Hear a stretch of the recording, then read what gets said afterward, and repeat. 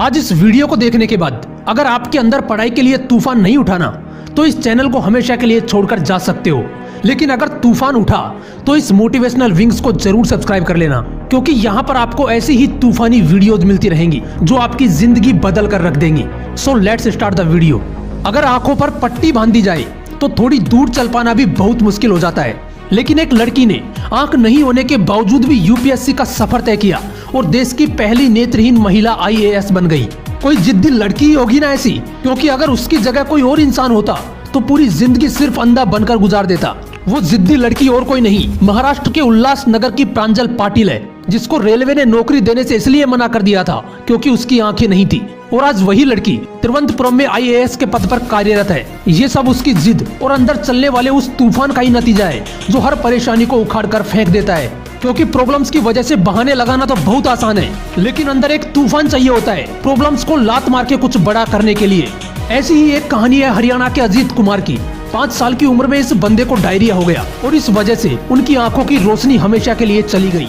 लेकिन कहते हैं ना कि इरादे पक्के और अंदर एक जिद हो तो इंसान किसी भी कीमत पर मंजिल तक पहुंच ही जाता है। इस बंदे ने आंखें नहीं होने के बावजूद भी अच्छी रैंक से यूपीएससी की एग्जाम पास की, लेकिन आंखों की वजह से इस बंदे को सिविल सेवा में कोई पद ना देकर रेलवे में अधिकारी का पद ऑफर किया गया। लेकिन उस बंदे ने उसे ठुकरा दिया, क्योंकि जिस बंदे के अंदर एक तूफान उठ चुका हो, जिसने जिद पाल रखी हो कि साला आईएएस बनना है तो बनना है, ऐसे बंदे को रोक पाना बहुत मुश्किल है। उस बंदे ने अच्छी रैंक होने के बावजूद भी सिविल सेवा में पद नहीं मिलने की वजह से अधिकारियों पर ही केस फाइल कर दिया। 2 साल तक केस चला और फाइनली उस बंदे ने केस जीत लिया और उसे आईएएस का पद ऑफर किया गया।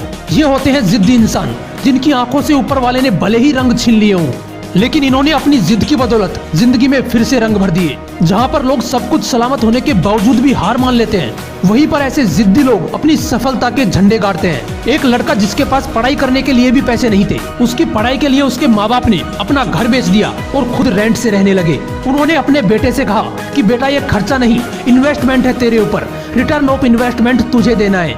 उस लड़के ने अपने सपने को पूरा करने के लिए इतनी मेहनत की कि फर्स्ट अटेम्प्ट में ही यूपीएससी क्लियर कर दिया और बन गया आईएएस प्रदीप सिंह। यार, औकात से बड़ा करने के लिए औकात से ज्यादा मेहनत करनी पड़ती है। ऐसा ही एक लड़का जिसके अब्बू रिक्शा चलाते थे, गरीबी का आलम कुछ ऐसा था कि उस बंदे के पास बुक्स खरीदने तक के पैसे नहीं थे। इसके बावजूद जब तुम बहानों की लिस्ट बना रहे थे, वो लड़का इंडिया का यंगेस्ट आईएएस ऑफिसर बन गया, मिस्टर अंसार शेख। अगर आप गवर्नमेंट जॉब की तैयारी कर रहे हो तो ये तो कन्फर्म है कि आप किसी रईस खानदान से बिलोंग नहीं करते हैं। आप में से किसी के पिताजी गवर्नमेंट जॉब करते होंगे तो किसी के प्राइवेट जॉब करते होंगे, किसी के पिताजी शॉपकीपर होंगे तो किसी के पिताजी मजदूर भी होंगे। आपकी कंडीशन जैसी भी हो, चाहे आप मिडिल क्लास फैमिली से बिलोंग करते हो या एक पुअर फैमिली से, अगर गवर्नमेंट जॉब लगनी है, चाहे कितनी भी छोटी हो या कितनी भी बड़ी हो, मेरे दोस्त पढ़ना तो पड़ेगा।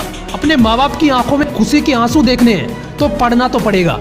ये लोग अलग नहीं थे, इनकी तरह बनने के लिए आपको भी अपने अंदर एक जिद, एक तूफान उठाना पड़ेगा। आपको जरूरत पैदा करनी पड़ेगी। इसलिए अपने अंदर के पढ़ाकू इंसान को जगाओ और बहानों को साइड करके लग जाओ अपनी पढ़ाई में।